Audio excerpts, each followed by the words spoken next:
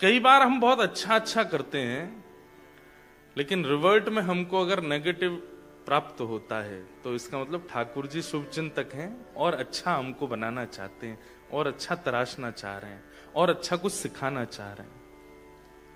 पर आप बहुत अच्छा करते हैं और आपके संग भी सब बढ़िया ही बढ़िया चल रहा है, सब आपसे राजी हैं, सब आपसे प्रसन्न हैं, सब आपसे खुश हैं, तो फिर चिंता करना कि कहीं मैं चिक करने वाला बालक तो नहीं हूं जो मेरी हर स्थिति से ठाकुर जी राजी से हो गए, प्रसन्न हो गए।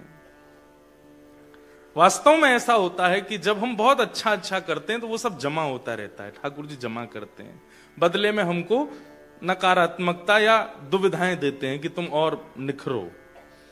और जो जमा होता रहता है उसका परिणाम कब मिलता है? तब कहते हैं सत्संगमम चलभते पुरुषो यदा वै। ठाकुर जी जब हमारी स्थिति से प्रसन्न हो जाते हैं ना, हमारे अब तक के जीवन से आनंदित हो जाते हैं, तब ठाकुर जी कहते हैं चलो अब किसी रसिक को इसके पास भेजते हैं, उसकी वाणी से इसको लाभान्वित कराते हैं। ये बात हम आए हैं गोल्ड कोस्ट में कथा सुना रहे हैं इसलिए नहीं है, ये वास्तविकता है। आप चुने गए हैं ठाकुर जी के द्वारा, मैं चुना गया हूं आप लोगों के लिए कि भाई तुम जाओ, वहां एक शहर है उसमें जाके थोड़ी देर चर्चा करो। अब भले ही आप यहां जितने भी लोग बैठे हों, अब ये भी एक बात हो सकती है कि भले ही लोग यहां पर इतने बैठे हैं, लेकिन ठाकुर जी ने किसी एक के लिए ही पूरे कार्यक्रम को करवाया है। आप सब हो सकता है कि अपने आप को, हाँ क्या हो गया, अच्छा आपने कुछ बनाया है, हाँ तो बाद में लेते हैं। बच्चे बहुत अच्छे हैं ऑस्ट्रेलिया में, बहुत अच्छी ड्राइंग्स बना के लाएंगे, कुछ लिख के लाते हैं, अच्छे हैं। वैसे हम अभी आजकल मेरे को ऐसा लगने लगा है कि अब बच्चों को सुधारने की जरूरत नहीं, बड़े बूढ़े ज्यादा बिगड़ रहे हैं।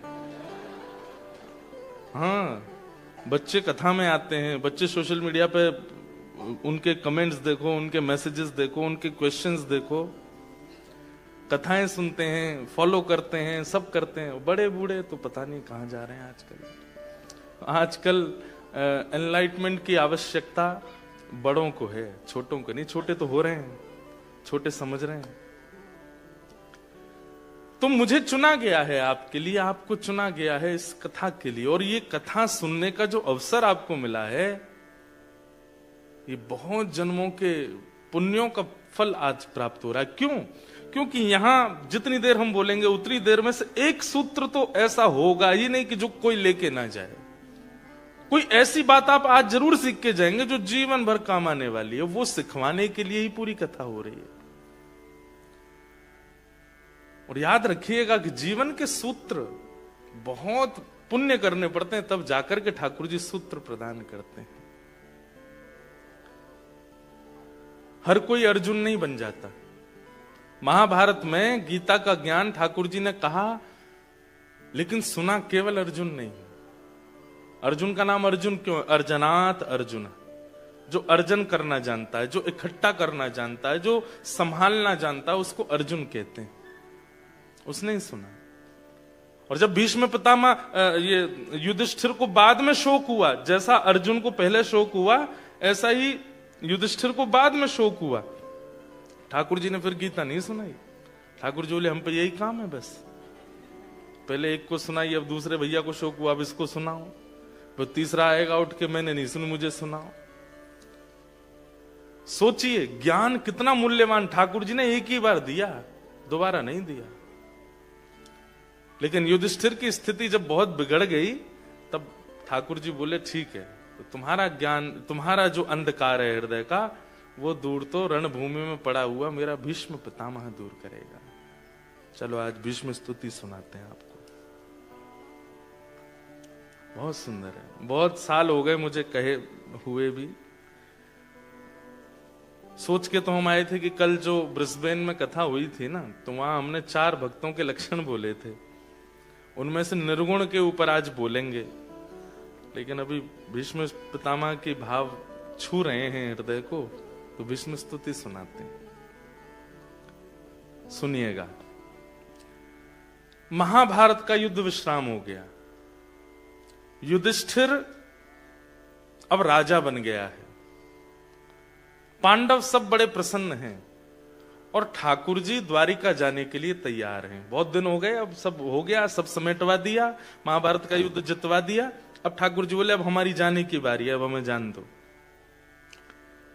लेकिन जैसे ही ठाकुर जी रथ में बैठे तो पहले कुंती रोई, फिर कुंती ने स्तुति गाई।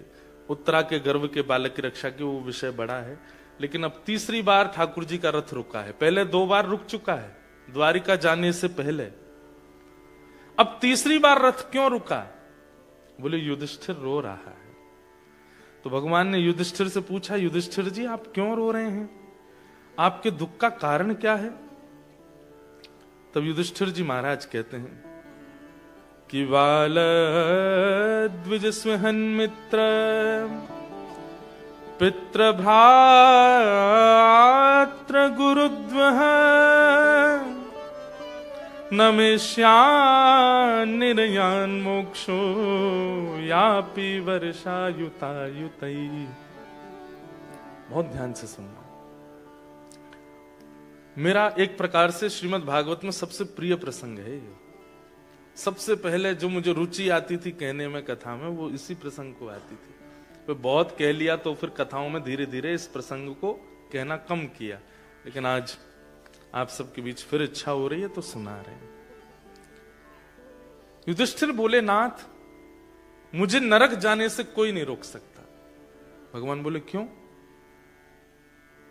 युधिष्ठिर बोले, मैंने कितने बालकों को अनाथ कर दिया, मैंने कितनी माताओं को विधवा कर दिया, मैंने अपनों को मार दिया। अरे अगर दुर्योधन राजी था युद्ध करने के लिए तो मुझे पीछे हट जाना चाहिए था, मुझे स्टेप बैक कर लेना चाहिए था कि भाई ठीक है युद्ध हम नहीं करेंगे, हम वन में रहना मंजूर है, हम दर दर भटकते रहेंगे लेकिन हस्तिनापुर के लिए युद्ध नहीं करेंगे।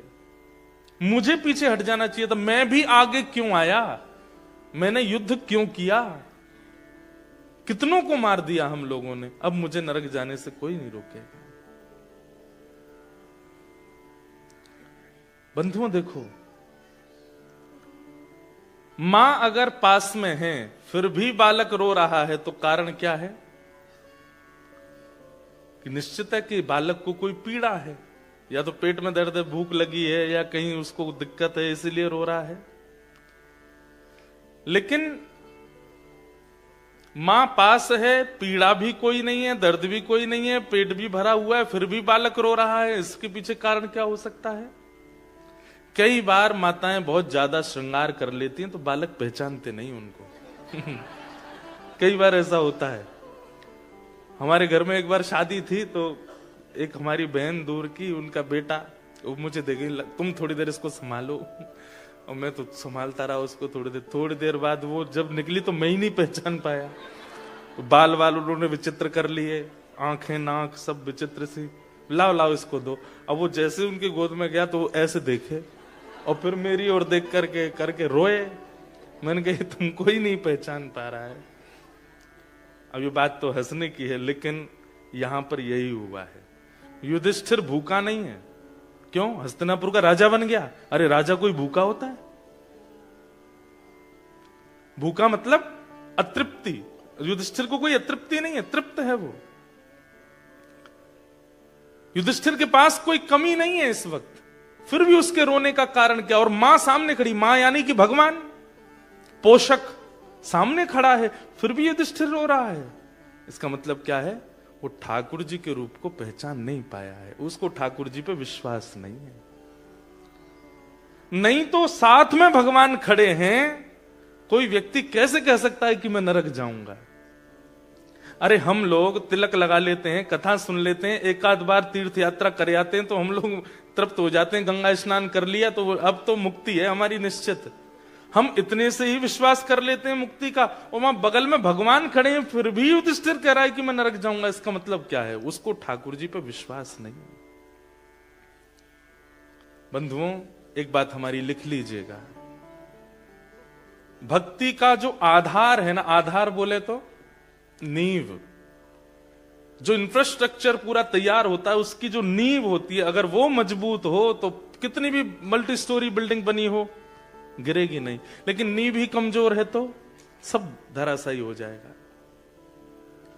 भक्ति आप कितनी भी कर लो, नाम जप आप कितना भी कर लो, एकादशी व्रत कितने भी कर लो, तीर्थ यात्राएं कितनी भी कर लो, लेकिन आपकी नींव, भक्ति की नींव क्या है? विश्वास यदि डगमगाया हुआ है तो आप कितना भी कुछ कर लो, कोई फायदा नहीं है।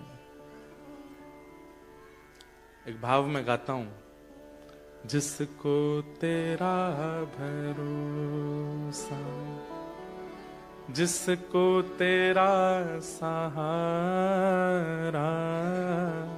जिसको तेरा भरोसा, जिसको तेरा सहारा, जिसको तेरा भरोसा, जिसको तेरा सहारा, जिसको तेरा भरोसा, जिसको तेरा सहारा, मझधार क्या करेगा, मझधार ही किनारा, मझधार क्या करेगा, मझधार ही किनारा,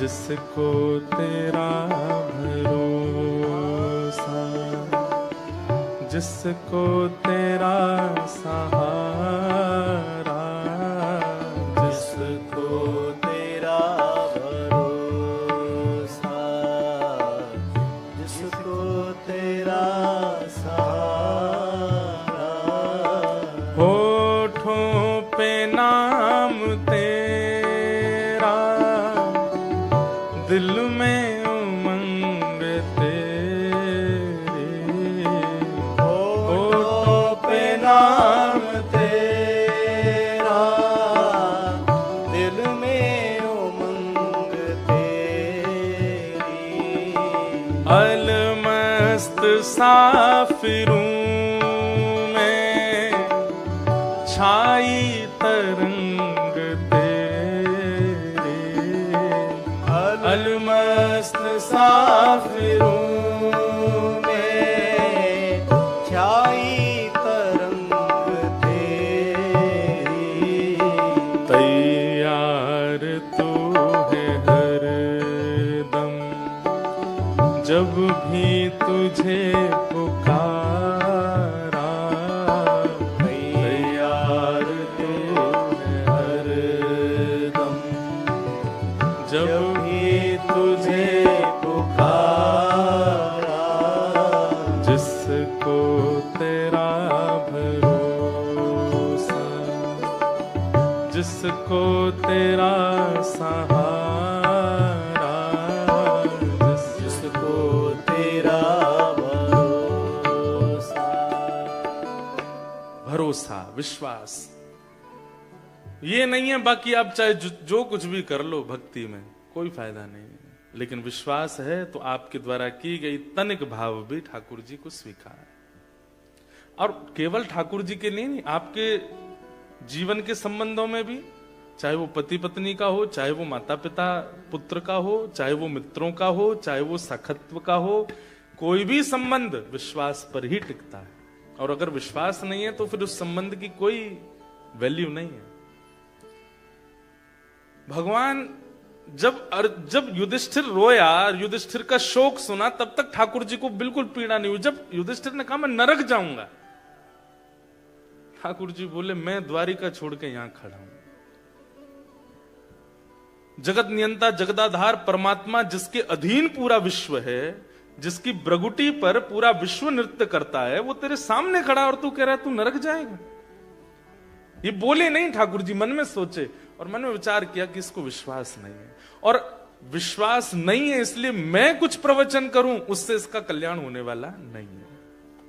अर्जुन को विश्वास था, क्योंकि गीता में अर्जुन कहता है करिष्ये वचनम तव, आप जो कहोगे, जैसे कहोगे, जब कहोगे, मैं तैयार हूं करने को। भगवान बोले देख ले तैयार है? बोले हाँ बिल्कुल तैयार हूं। तो ठीक है, आप परीक्षा लेके देख लो। ठाकुर जी बोले ऐसे बोल के परीक्षा नहीं, ये तो समय आएगा तब लूंगा मैं। और एक दिन हुआ, भगवान ने अर्जुन का रथ हाँक रहे थे, अचानक से घोड़े रुक गए। तो अर्जुन ने पूछा ये घोड़े आगे क्यों नहीं बढ़ रहे हैं, आगे से बाणों की बौछार आ रही है। केशव मेरे रथ को आगे ले जाओ, मेरे रथ को बचाओ, देखो ये बाण मुझे छन्नी कर देंगे। ठाकुर जी बोले तेरा रथ आगे नहीं बढ़ेगा। क्यों? बोले तेरे घोड़े प्यासे हैं और ये बार बार अपनी टांगे उछाल रहे हैं, आगे नहीं बढ़ रहे हैं। अर्जुन बोले तो अब क्या करें? बोले इनको पानी पिलाना पड़ेगा। बोले अब युद्ध मैदान के बीच में पानी कैसे पिलाऊं? बोले एक तरीका है। बोले क्या? तेरा गांडीव धनुष जो ना, इसमें इतनी शक्ति है कि इसमें अगर बाण भेदन करके पृथ्वी में दागे जाएं तो शायद 2, 4, 10 बाणों में जल का स्रोत आ जाएगा और जल निकल के आ जाए, वही जल इन घोड़ों को पिला दो तो ये पी लेंगे, दोबारा इनको रथ में जोत करके और चल देंगे आगे। अर्जुन ने कहा एक बार मेरी तरफ देखना, आप बीच युद्ध मैदान में आप ये बात करने को कह रहे हो। बोले तो और क्या करें, पीछे जा नहीं सकते, इधर जा नहीं सकते, आगे जाएंगे तो मारे जाएंगे। अब यही है एक तरीका, नहीं तो खड़े रहो। ठाकुर जी ने तो हाथ से सारी लगाम छोड़ दी, बैठ गए। बोले अब तू देख ले क्या करना है। अर्जुन बोला केशव क्या करना है, आप आज्ञा करो। बोले नीचे उतरो, बाण चलाओ, पानी का स्रोत निकालो, घोड़ों को खोलो, पानी पिलाओ, दोबारा घोड़े लगा के बैठ जाओ। अर्जुन ने दूसरी बार सोचा नहीं, जबकि मोस्ट वांटेड पूरे महाभारत युद्ध में हर विपक्षी योद्धा की एक ही चाह थी, अर्जुन को मैं मारूंगा। युधिष्ठिर को तू मार लियो, भीम को तू मार लियो, नकुल सहदेव तेरे चल बट में आ जाएंगे, अर्जुन तो मैं ही मारूंगा। और ये बात एक नहीं हर आदमी कहता था। बोले नहीं नहीं अर्जुन को तो मैं मारूंगा। तीसरा नहीं नहीं अर्जुन तो मेरा है। वो अर्जुन जो सबका केंद्र बिंदु है, ठाकुर जी कहते हैं यही है, अब तो और कुछ तरीका नहीं है। तो अर्जुन ने भी दूसरी बार सोचा नहीं, तुरंत कूद पड़ा नीचे रथ से। जैसे ही बाण निकाल करके धनुष पर दाग करके पृथ्वी में भेदन करने लगा, जल का स्रोत निकाला, घोड़े खोल करके जल पिलाने लगा। इतने में ही ठाकुर जी समझ गए अब अर्जुन तुझे कोई नहीं रोक सकता युद्ध जीतने से, क्योंकि तेरा विश्वास अटल है मुझ पे, तू मेरी कही बात पर दूसरा विचार नहीं करता। और फिर ठाकुर जी ने उसकी रक्षा की। कैसे? जब अर्जुन घोड़ों को पानी पिला के दोबारा रथ में लगा रहा था तो अर्जुन ने विचार किया ये कौरव सब सो गए हैं क्या, इनको दिखा नहीं कि मैं नीचे उतर आया हूं, इनको पता, एक बाण भी नहीं लगा मुझे अभी तक। घोड़े बांधते जा रहा है और पीछे मुड़कर के जैसे ही कौरवों की तरफ देखा तो सब कौरव धनुष बाण ऐसे लिए, आंख खुली, मुख खुला हुआ है और बिल्कुल जैसे मूर्तिमंत स्टैचू की तरह खड़े हैं और सब देख अर्जुन को ही रहे हैं। अर्जुन बोला ये कैसी लीला है। और अब जाकर के जब अर्जुन ने अपने रथ के ऊपर बैठे हुए सारथी श्री कृष्ण को देखा तो ठाकुर जी अभी तक तो द्वारिकाधीश बने बैठे थे, लेकिन अब मदन मोहन श्री वृंदावन चंद बनकर के जैसे ही खड़े हुए, ललित त्रिभंगी स्वरूप धारण किया था ठाकुर जी ने।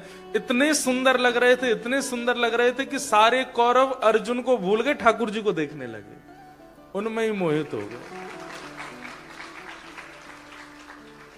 अपनी ओर आकर्षित कर लिया सबको कि अर्जुन इतनी देर में सब काम कर ले। यह है विश्वास का प्रतिफल। हमारा विश्वास डगमगा जाता है। कभी कभी पता है लाइफ में सिचुएशन आती नहीं है, ठाकुर जी भेजते हैं, लेट्स चेक, क्या बोलते हैं उसको, quality check. Thakur ji quality check करते हैं कि देखें तो घड़ा कच्चा है कि पक्का, और जैसे ही उसमें आप पैनिक कर बैठते हो, ठाकुर जी बोले गया काम से, इसका तिलक लगाना, नाम जप करना सब व्यर्थ हो गया। विश्वास ही नहीं है इसको। विश्वास चाहे जो हो जाए बंधुओं, हम तो कह दें तो बुरा नहीं मानना, पैर अलग हो जाए शरीर से, हाथ निकल के बाहर आ जाएं, फिर भी विश्वास मत छोड़िएगा ठाकुर जी को। ये बात तो वो है जो मैं बोल सकता हूं, इससे भी कुछ और ज्यादा अनुभव करेंगे उसके बाद कि ठाकुर जी विश्वास का प्रतिफल कैसे देते हैं। गुरु के प्रति, नाम के प्रति, कथा के प्रति और ठाकुर जी के प्रति, ठाकुर जी के जनों के प्रति विश्वास करो, भरोसा। तो युधिष्ठिर को जब भगवान ने देखा कि इसका विश्वास डगमगा रहा है, ठाकुर जी बोले अब मैं इसको ज्ञान नहीं दूंगा। और जहां ठाकुर जी अपने आप को फेल समझ लेते हैं, वैसे तो वो कभी होते नहीं, लेकिन फिर भी हमारे श्री स्वामी हरदास जी महाराज का एक पद है, हे हरि मो सोना बिगाड़न को तो सोना संभारन को, मो सोना बिगाड़न को तो सोना संभारन को। हे हरि, अब देखो आज तक जितनी भी कथाएं हुई ना अभी ऑस्ट्रेलिया में, सब जगह हमारे ग्रंथ और पदों की किताब संग चल रही थी। वहां मुझे पद याद नहीं आ रहे थे, यहाँ सब ये भूल आए हैं तो अब सब याद आ रहे हैं। अब केलीमाल जी वहीं रखी हैं, उसमें ये पद है। आपके पास है ये वाला पद? लाओ लाओ जल्दी दो, बहुत अच्छा पद है। स्वामी श्री हरदास जी कह रहे हैं ठाकुर जी एक कंपटीशन चल रहा है, किसमें? बोले हम में और आप में। हम बिगाड़ने में पीछे नहीं हट रहे और आप संभालने में पीछे नहीं हट रहे हैं। ये कंपटीशन चल रहा है हमारा आपका। बताओ कौन जीता? बताइए लास्ट में कौन जीता? हम आपसे पूछ रहे कौन जीता? कौन जीते? ठाकुर जी? अरे नहीं, हरिदास जी तो पद गा रहे हैं। सुनो सुनो, कॉन्सेप्ट सुनो। हरिदास जी कह रहे हैं कि हे हरि मोसो ना बिगाड़न को तो सोना सवार। मोसो को मतलब हरिदास जी अपने लिए नहीं कह रहे, हम सब बिगाड़ने में पीछे नहीं है और आप संभालने में पीछे नहीं है। तोरी मोरी लगी होड़, हमारी और उनकी होड़ लगी है। बताओ कौन जीता लास्ट में? हम जीते। ठाकुर जी हार गए। हम बिगाड़ने में ठाकुर जी से आगे निकल गए। ठाकुर जी बेचारे सिर पर हाथ धर के बैठे, राम राम कितना बिगाड़ते हैं। हमारे भारत में सुनो, ठाकुर जी ने सही में हाथ खड़े कर दिए, सरेंडर कर दिया हमारे आगे। क्यों? पत्नी पति को मार के डिब्बे में डाल देती है। विवाह के बाद घूमने गए, वहां पे मर्डर करवा देती है पैसे दे करके। अभी ऑस्ट्रेलिया में ही खबर सुनने में आई, मेरा तो विश्वास ही उठ गया है। एक पिता ने अपनी बेटी को मार दिया। क्यों? क्योंकि बेटी टेनिस की अच्छी प्लेयर थी। भैया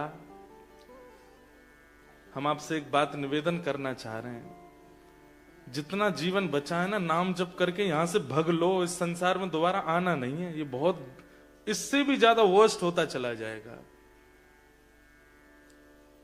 आप सब तो ऑस्ट्रेलिया में रहते हैं, हम तो वैष्णवों के बीच में रहते हैं, इसलिए हमें ज्यादा पता नहीं लोग क्या क्या खा लेते हैं, क्या क्या विचार कर लेते हैं, कैसे कैसे संबंधों में रहते हैं, कैसी कैसी विचारधाराएं लोगों के चित्त में प्रकट होती हैं।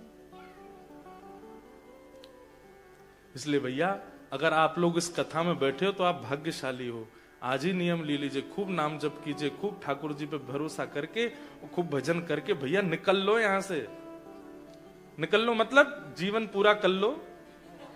जीवन पूरा करके इतना भजन करके जाना कि दोबारा आना नहीं पड़े यहां पे। भजन का यही फल है कि आना नहीं पड़ता। फिर ठाकुर जी अपने पास ही रख लें।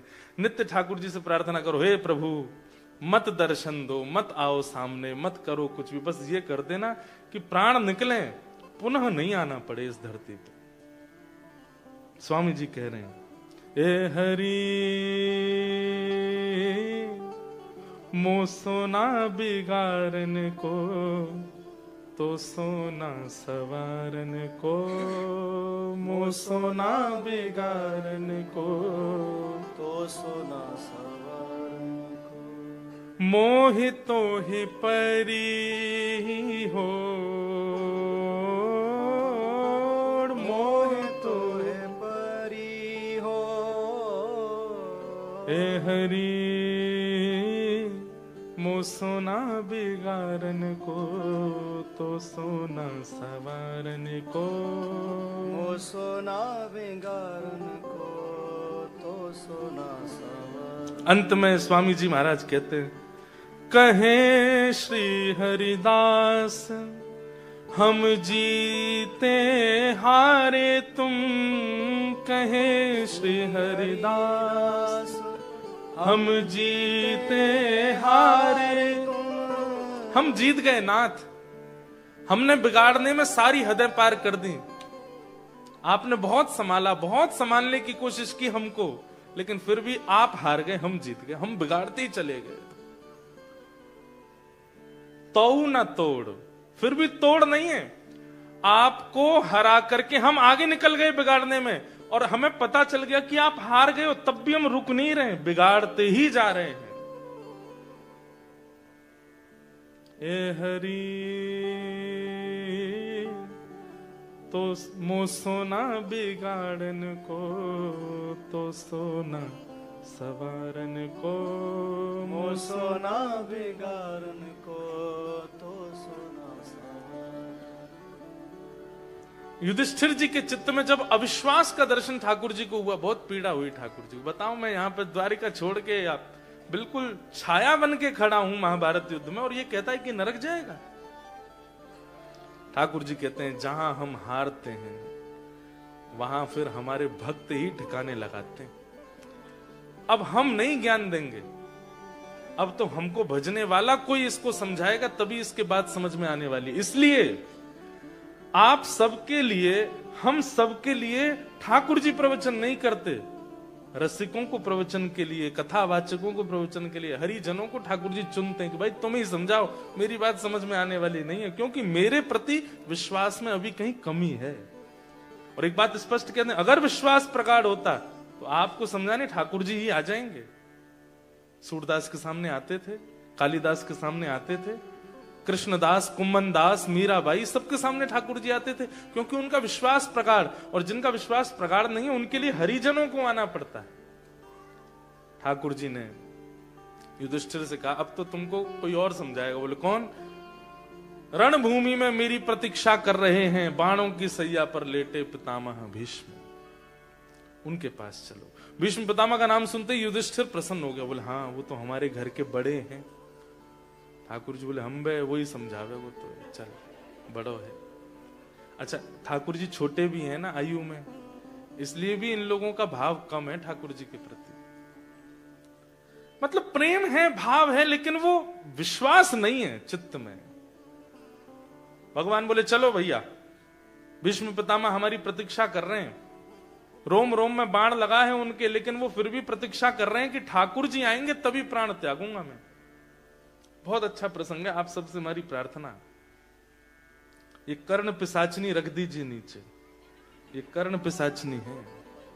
कई लोग मैंने इधर उधर देखा तो चला रहे थे, इसलिए बोल गया, इसको धर दीजिए नीचे, क्योंकि जब ठाकुर जी नहीं आए तो हमको भेजा, अब जब हमारी ही नहीं सुनोगे तो कौन आएगा? किसको भेजेंगे ठाकुर जी हैं? ये जीवन नैया पार करने वाला नहीं, इसलिए सुनिए। भगवान बोले, चलिए भीष्म पितामह के पास। और भगवान युधिष्ठिर आदि पांडवों को लेकर के निकल पड़े हैं रणभूमि की ओर, जहां बाणों की सैया पर लेटे हैं पितामह भीष्म। भीष्म पितामह को एक बार बंधुओं बताएं आपको, अगर हिंदू हैं, अगर सनातनी हैं, तो जीवन में एक बार आद्योपांत महाभारत पढ़िए। सीरियल मत देखिए, सीरियल में सबने देखा है, मुझे पता है, वो एक बार पढ़िए उसको। गीता प्रेस गोरखपुर की सीधी हिंदी टीका है, एक एक श्लोक का वर्णन है। देख तो आपने रखी है सीरियल्स में, अब एक बार उसको पढ़िए महाभारत को। ऐसी हमारे भारत में एक गलत अफवाह फैल गई है कि घर में महाभारत रखने से लड़ाई हो जाती है। ये महा असत्य है। महाभारत युद्ध कराता नहीं है, युद्ध विराम करता है। एक बार जरूर पढ़िए। तो निकल पड़े भगवान पांडवों को लेकर के। भीष्म पितामह को बाल्यकाल से इच्छा मृत्यु का वरदान था कि जब तक उनकी इच्छा नहीं होगी तब तक प्राण नहीं त्यागेंगे। लेकिन इच्छा मृत्यु के वरदान में उन्होंने क्या, मैंने एक बार ना कुछ अपने मित्रगण थे, मेरे सखा जन, तो मैं सब उनके बीच में बैठा, तो मैंने कहा एक बात बताओ, मेरा एक क्वेश्चन है आप सबसे। बोले क्या? मैंने कहा अगर आप सब लोगों को इच्छा मृत्यु का वरदान मिल जाए तो आप क्या करोगे?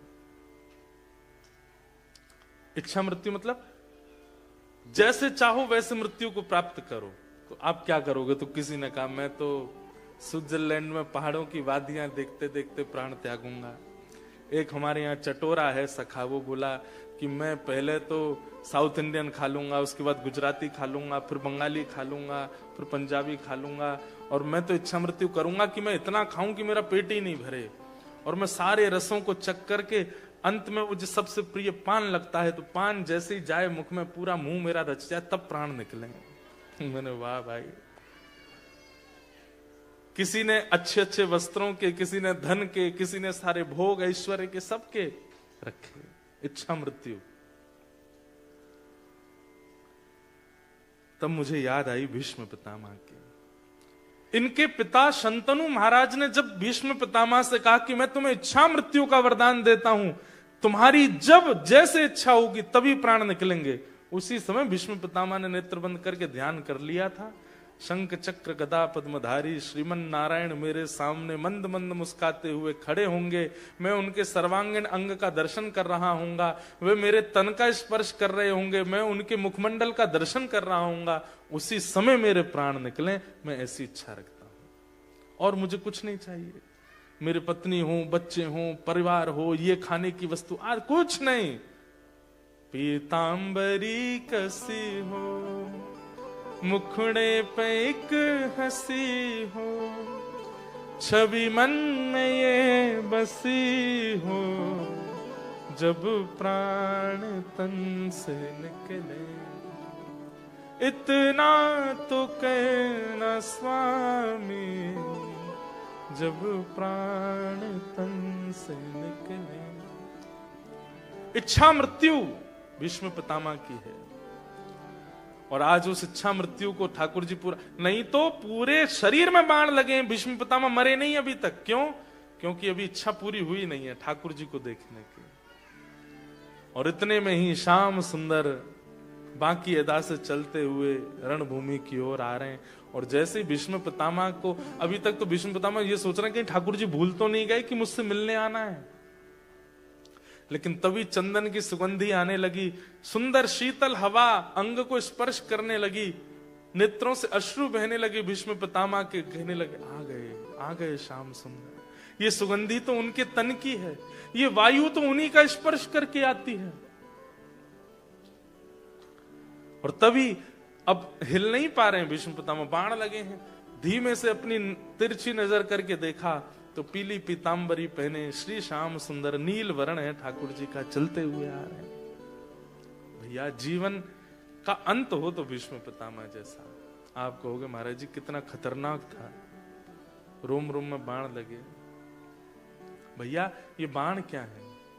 ये संसार के सारे भोग वस्तु, काम क्रोध लोभ ईर्षा मोह द्वेष अभिनिवेश अहंता ममता इच्छा, ये सारे बाण हैं। आपको पता नहीं है, सब लगे हुए हैं हमारे।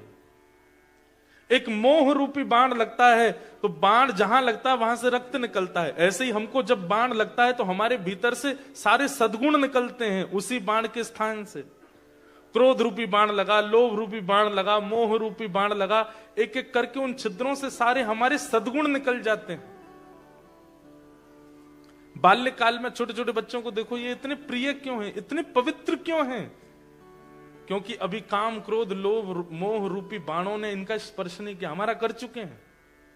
इसलिए हम पवित्र नहीं है, ये महापवित्र है। इस वजह से वे सो के उठते भी है ना तो भी प्यारे ही लगते हैं। हम सो के उठते हैं तो फिर हमको पवित्र होने जाना पड़ता है। नहाओ धो, दुर्गंध मिटाओ, सुंदर बनो, परफ्यूम लगाओ, बाल काढ़ो, मुंह पे प्लस्तर लगाओ तब जाकर के प्यारे लगते। बच्चों को देखो देखो, बॉकर में बैठा कितना प्यारा लग रहा है। क्यों? महापवित्र है। अभी किसी भी प्रकार का दोष जीवन में है नहीं, हम सब दोषी हैं। हाँ, लेकिन कई बड़ी उम्र के भी जब गुरु आश्रित हो जाते हैं, ऊर्ध्वपुंड लगाने लगते हैं, गुरु के नियमों में रहने लगते हैं, गुरु आश्रय के जब पालन करते हैं और उस भाव से रहने लगते हैं, तो फिर उनकी पवित्रता छलकने लगती है। उनके मुखमंडल से, उनके बोलने से, उनके बैठने से, चलने से वो पवित्रता का अनुभव होने लगता है। तो बाण सबको लगे हैं, पर भीष्म पितामह जैसा अंत हमारा नहीं होता कि ठाकुर जी सामने हो। ठाकुर जी आकर के भीष्म पितामह के सामने खड़े हो गए। भीष्म पितामह बोले, मैं और क्या मांगू नाथ, आप सामने खड़े हैं। तुम सामने हो मेरे, किस बात की कमी है। तुम सामने हो मेरे, किस बात की कमी है। किसी और वस्तु की अब दरकार भी नहीं है। किसी और वस्तु की अब दरकार भी नहीं है। तेरे साथ से गुलाम अब, तेरे साथ से गुलाम हो गुलफाम हो रहा है। तेरे साथ से गुलाम गुलफाम हो रहा है।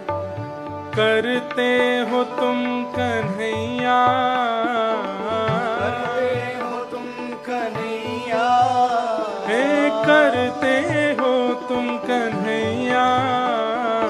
करते हो तुम कन्हैया। मेरा नाम हो रहा है, मेरा आपकी कृपा से सब काम हो रहा है। मेरा आपकी कृपा से सब काम हो रहा है। इतना ही गाना था बस। तुम सामने हो मेरे। भीष्म पितामह के सामने ठाकुर जी खड़े। उससे पहले पांडवों ने सोचा हमारा दुख दूर कर दो पहले, फिर अपना काम कर लेना भैया।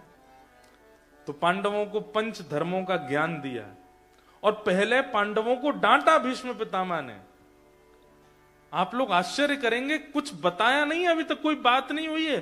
पांडवों को जैसे ही देखा भीष्म पितामह ने और युधिष्ठिर की आंखों में आंसू देख करके भीष्म पितामह सीधे उसको डांटने लगे और डांटते हुए बोले, ये आंसू अविश्वास का प्रतीक है युधिष्ठिर। ये तुम्हारे संग जो चतुर्भुज रूपधारी खड़ा है, इसको तुम क्या समझते हो? ये तुम्हारा भाई है ये अर्जुन। तुमने इसको अपना सारथी बना लिया, तेरा सारथी है ये। ए भीम, तुम इसको शांति दूत बना करके भेजते हो हस्तिनापुर, तुम्हारा शांति दूत है ये। जाते जाते बता के जा रहा हूं, कान खोल करके सुन लो, कौन है ये? ए सवई भगवान साक्षात दद्यो नारायण पुमान। पूरे ब्रह्मांड का नायक साक्षात नारायण भगवान है ये। इनको तुम अपना भाई समझते हो, इनको तुम अपना सारथी समझते हो, इनको तुम अपना शांति दूत बना के भेजते हो, और इनके रहते हुए तुम्हारे अंदर अविश्वास है। ये तुम्हारा दुर्भाग्य है। ठाकुर जी, आपको तो कौरवों का पक्ष लेना चाहिए था। हमारी तरफ आते तो हम आपके प्रति विश्वास प्रकट करके दिखाते।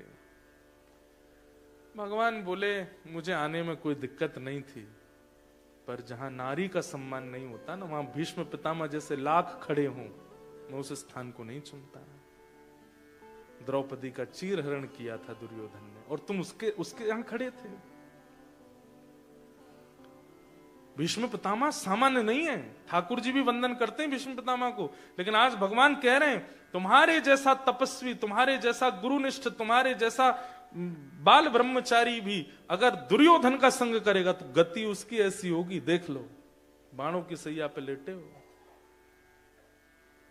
पांडव भले ही इतने योग्य ना हो, मेरे प्रति भले ही थोड़ा भी अविश्वास कर रहे हैं, लेकिन दुराचरण नहीं करते हैं, इसलिए इनका संग कर रहा हूं। भीष्म पितामह ने पांडवों को ज्ञान दिया। अंत में बोले, अब मैं अपना कार्य करूं। ठाकुर जी से बोले, आ जाओ सामने, मेरे नेत्रों के आए। हरि जी मोरे नैनन आगे रहियो, हरि जी मोरे नैनन आगे। सामने ठाकुर जी खड़े और भीष्म पितामह कहते हैं, मेरी इच्छा मृत्यु है, अब जब तक मैं मर ना जाऊं मेरे सामने ही रहिएगा। एक एक रों को आपके को देखूंगा, नेत्र देखूंगा, नासिका देखूंगा, होठ देखूंगा, आपके सर्वांगीण अंग का दर्शन करते हुए और अपनी कुछ मन की भावना है वो आपको सुनाना चाहता हूं। और भीष्म पितामह ने यहां पर स्तुति गाई, इसको भीष्म स्तुति कहते हैं। अगर कोई व्यक्ति नित्य भीष्म स्तुति गाता है तो ये बात कंफर्म है, भागवत जी सामने रख करके हम बोल रहे हैं कि अंतिम श्वास जब कभी भी निकलेगी उससे चाहे 1 मिनट पहले ही सही श्री हरि का दर्शन होगा। हरि के दर्शन के बाद ही प्राण निकलेंगे। अगर कोई व्यक्ति नित्य भीष्म स्तुति का पाठ करता है तो श्रीमद् भागवत में सबसे पहले हमने जो अध्ययन किया, जो याद किया स्तोत्र, वो यही है, भीष्म स्तुति। भीष्म पितामह गा रहे हैं, पूरी तो नहीं गाऊंगा पर 2-3 श्लोक गा के फिर उनकी व्याख्या करेंगे और फिर कथा को विश्राम देंगे। बहुत अच्छा है, इसमें ब्रज का भाव भी आएगा। श्री भीष्म उवाच इतमति रूपकल्पिता वितृष्णा भगवत सात्वत पुंगवे विभुम्ने स्वसुखमुपगते क्वचिद्विहर्तुं प्रकृतिमुपेयुषि यद्भवत् प्रवाह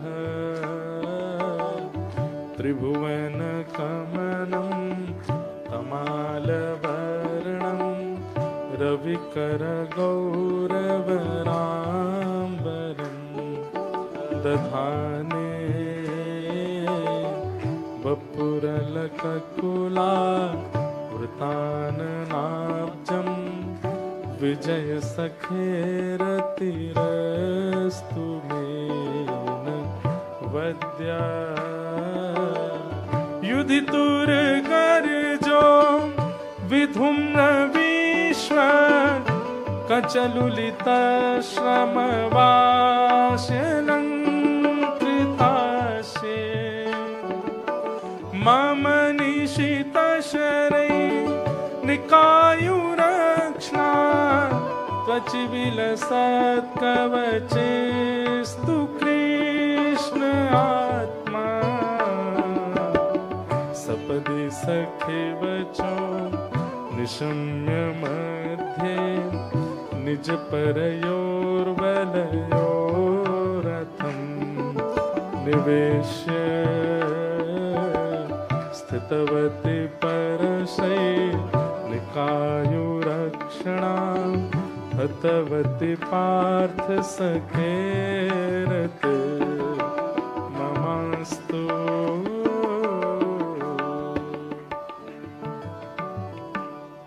अब सब लोग बिल्कुल ध्यान से सुनना, इतनी अच्छी स्तुति है भीष्म पितामह की।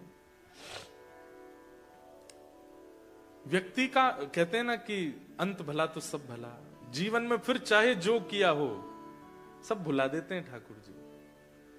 और भीष्म पितामह का जो अंतिम स्तुति है ना, इसने ठाकुर जी का जैसे मानो जैसे चित्त हरण कर लिया हो। भीष्म पितामह कहते हैं, हे नाथ, मैं जाते जाते एक अपना अधूरा कार्य मेरा रह गया है, उसको पूरा करना चाहता हूं। सब लोग इधर देखो, ध्यान से सुनो। भगवान कहते हैं, क्या है तुम्हारा अधूरा कार्य? तो भीष्म पितामह कहते हैं, एक मेरी कुंवारी बेटी है, उसका मुझे ब्याह करना है। और पिता बिना बच्चों को सेटल किए अगर चला जाए तो वो पिता बड़ा, उसकी आत्मा बड़ी दुख पाती है कि मैं अपने बच्चों को भी सुखद करके नहीं गया। हे नाथ, मैं प्राण त्यागने से पूर्व अपना एक अधूरा काम कर जाऊं, बस अपनी बेटी का एक अच्छे वर के साथ ब्याह कर दूं। आप लोगों को आश्चर्यजनक नहीं लगी ये बात? भीष्म पितामह ब्रह्मचारी है, उनकी पुत्री है ही नहीं, लेकिन वो पुत्री संबोधन कर रहे हैं। ठाकुर जी पहले स्तब्ध होकर, ए भीष्म पितामह, तुम्हारे ब्रह्मचर्यत्व की दाग देते हैं सब लोग, और ये कहीं और तुम्हारा चल रहा था क्या? ये घर वाली बाहर वाली वाला चक्कर था क्या कि घर में तो तुम ब्रह्मचारी बने घूम रहे थे और बाहर कहीं तुमने ब्याह कर लिया, वहां तुम्हारे संतान आदि हो गई और तुम हमको बोल के जा रहे हो उसका ब्याह कर दो। भीष्म पितामह मुस्कुराने लगे, बोले कितने कितने सीधे हैं ना आप, कुछ पता ही नहीं है जैसे आपको। बोले फिर भी इसको थोड़ा डिस्क्राइब करो, क्या बात है। तो भीष्म पितामह कहते हैं, नाथ आपने जीवात्मा को एक बेटी सबको दी है बिना ब्याह के, और उस बेटी का नाम है मति। ये मति हमारी बेटी है, ये जो कहती है हम वही करते हैं। बेटी कौन? जो पिता को अपने वश में रखे। मुझे ये पहनना है तो पिता की थोड़ी प्यारी होती है, पिता अच्छा ले पहन ले, मुझे यहां जाना है ले चली जा, मुझे ऑस्ट्रेलिया में पढ़ना है ले पढ़ ले तू। अभी मैं जब आया ना यहाँ पे जिस फ्लाइट में इंडिया से, तो उसमें एक बेटी आई अपने पिता के साथ। अब उसका एक्सेंट ऐसा था, मुझे लगा वो ऑस्ट्रेलिया की होगी। बात कर रही थी, आप फेमस है ना, मुझे आपके संग फोटो खिंचानी में, लोग खिंचा। तो एक्सेंट देख करके तो लग रहा था कि वो यहीं की होगी। तो फिर मैंने पूछा आप यहीं रहते हो? नहीं नहीं, मैं पढ़ने आई हूं, पहली बार ही आई हूं। मैंने वाह, पिताजी महाराज संग में थे। तो फिर मेरे मन में ऐसे भाव आया कि पिता क्या नहीं करता अपने बच्चों के लिए, सब करता है, उसकी इच्छा होती है, और बेटी के लिए तो विशेष रूप से। और जहां कहीं ये पुत्रियों के प्रति जो दुर्भावना पिताओं में आ जाती है, वो पिता है ही नहीं। उनको पिता का मतलब रक्षक होता है, वो राक्षस है उनके प्रति। तो ऐसे तो फिर वो हिरण्यकश्यप वाली कैटेगरी के भी तो आ जाते हैं कहीं कहीं पे, जो प्रहलाद जी को ही मारने तुले रहते थे। तो सुनिएगा, तो भीष्म पितामह बोले कि मेरी आपने हर इंसान को एक बिना ब्याह की बेटी दी है, उसका नाम है मति। जैसे बेटी अपनी इच्छा पूरी पिता से कराती है, ऐसे ही ये मति भी हमको अपने वश में रखती है। चलो आज गोल्ड कोस्ट में कथा हो रही है, सुनने चलें? तो मति क्या कहती है, वर्किंग डे है, दिन भर काम करके आए, क्या करना चाहिए, चाय पियो, बढ़िया पड़े रहो बिस्तर में, क्या करना है, क्यों जाना है। मति की इच्छा होती है तो ही हम क्रिया करते हैं, अगर मति नहीं होती तो उस क्रिया में जाकर के भी हम लोग ऐसे बैठे रहेंगे जैसे कितना प्रेशर है, हम तो भोजन करने आए थे, जल्दी कथा पूरी हो, प्रसाद लें, निकलते बने यहां से। तो मति ये सबको अपने वश में रखती है। इसकी इच्छा हो तो हम जाते हैं, इसकी इच्छा हो तो हम खाते हैं, इसकी इच्छा हो तो हम पहनते हैं, इसकी इच्छा हो तो हम सब क्रिया करते हैं। नाथ ये जब तक कुंवारी रहती है ना, ये तब तक पिता को नचाती रहती है, लेकिन जैसे ही इसका ब्याह होता है, इसके जीवन में जब पति आ जाते हैं बेटी के जीवन में, तो फिर ये पिता को परेशान नहीं करती, फिर ये पति के अधीन हो जाती है, फिर ये पति जो चाहता है वैसा करती है। हे नाथ, हम सबकी मति कुंवारी है, और इस कुंवारी मति के एकमात्र पति आप हैं। अगर आप इसका वर्ण कर लेंगे तो ये आपके अधीन हो जाएगी, और मति अगर आपके अधीन हो गई तो हमारा जीवन सफल हो जाएगा नाथ। इसलिए मेरा ये अधूरा काम मृत्यु से पहले पूरा कर दीजिए। समझ में आई बात की? यूं ही टप टप बजा दी ताली, आई ना?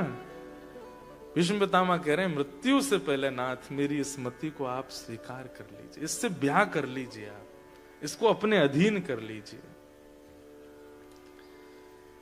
भगवान बोले हमसे ही क्यों ब्याह कराना है, बहुत अच्छे अच्छे वर हैं दुनिया में, किसी और से ब्याह करा दो। तो भीष्म पितामह कहते हैं आपसे बढ़िया कौन मिलेगा, त्रिभुवन कमनम तमाल वर्णम रविकर गौरवराम्बरम दधाने। अरे ऐसो चटक मटक सो ठाकुर, तीनों लोकन हूं मैं ना। ऐसो चटक मटक सो ठाकुर, तीनों लोकन हूं मैं ना। हमारा आज गाने का मन कम कर रहा है, एक दो लाइन गा के हमारा यूं होता है कथा तो कहते हैं, अब ऐसे लेट हो गए बहुत।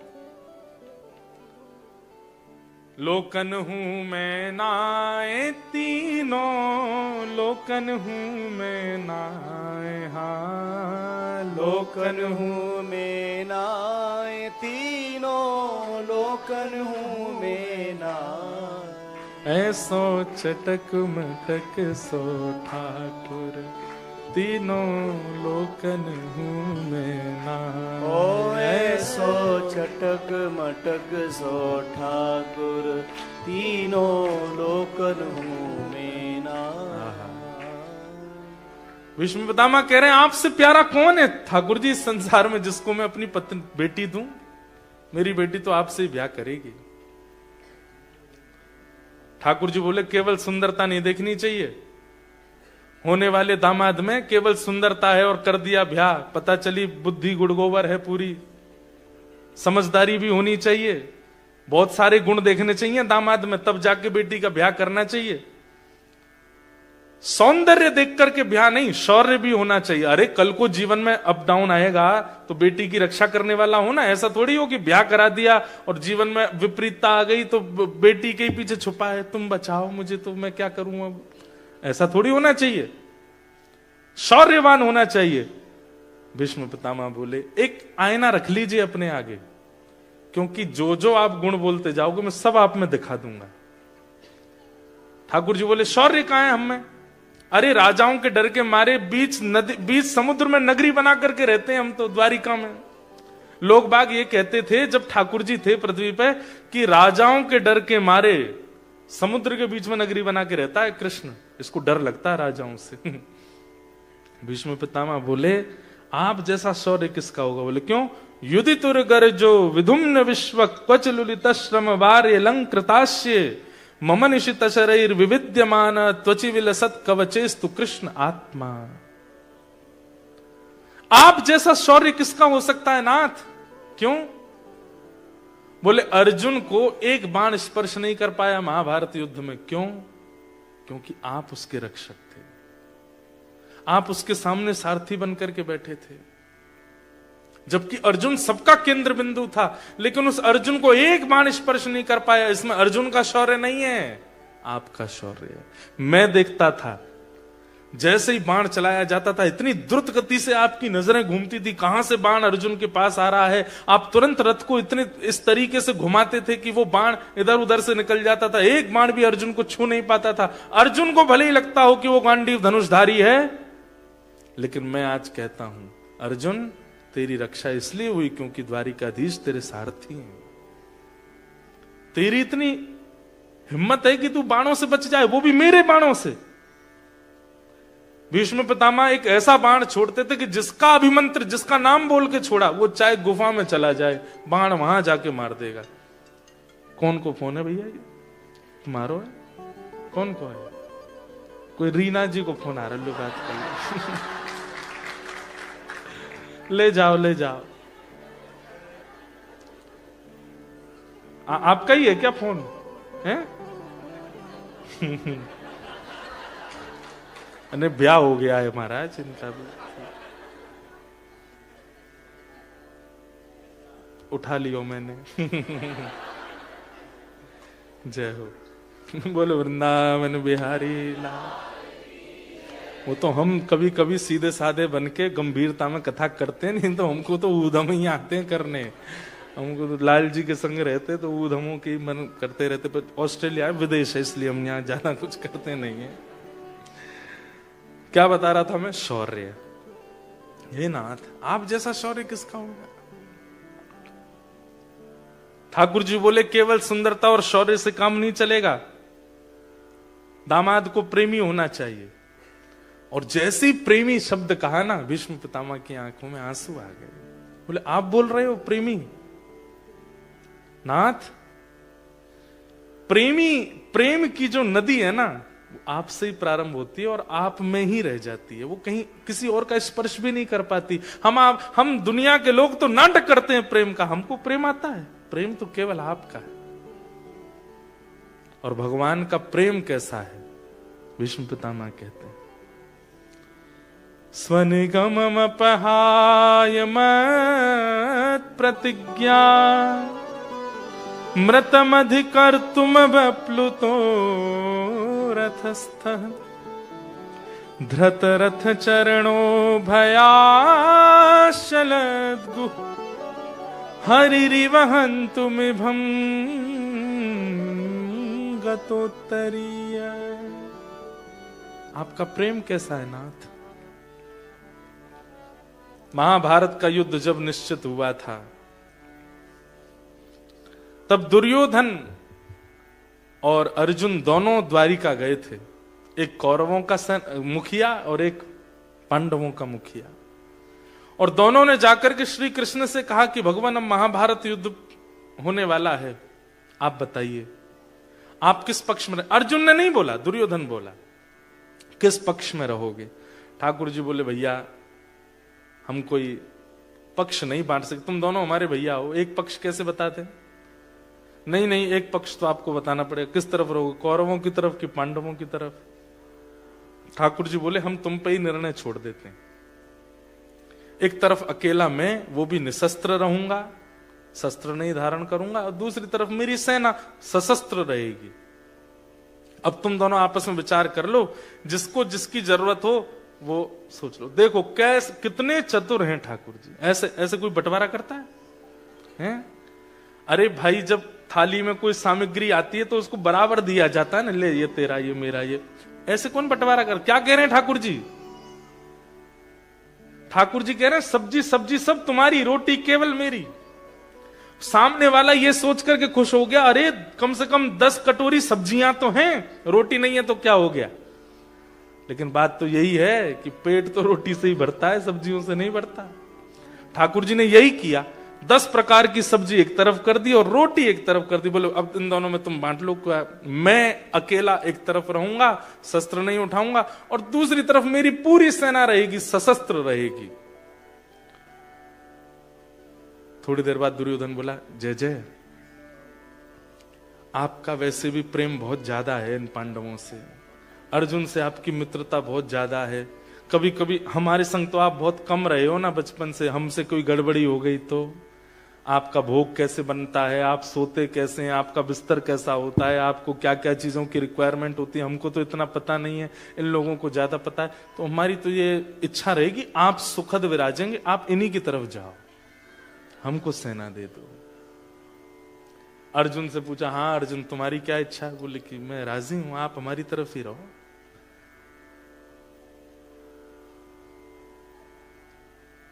क्वालिटी छोड़ दी, क्वांटिटी पकड़ ली। ठाकुर जी को कहा आप जाओ, और भगवान चले गए अर्जुन की तरफ और सेना आ गई पांडवों की तरफ, कौरवों की तरफ। लेकिन जब सेना लेकर के वापस आया दुर्योधन, तो यहां सब बड़े लोग बैठे थे देखने के लिए कि श्री कृष्ण हमारी तरफ आएंगे कि नहीं। लेकिन जैसे ही दुर्योधन आया तो सबने पूछा हाँ भाई क्या हुआ, किस तरफ जा रहे हैं श्री कृष्ण? बोले कृष्ण तो चले गए पांडवों की तरफ, लेकिन उन्होंने अपनी पूरी सेना हमको दे दी। अच्छा है ना, उन्होंने तो प्रतिज्ञा ली है कि वो पूरे महाभारत युद्ध में शस्त्र नहीं उठाएंगे।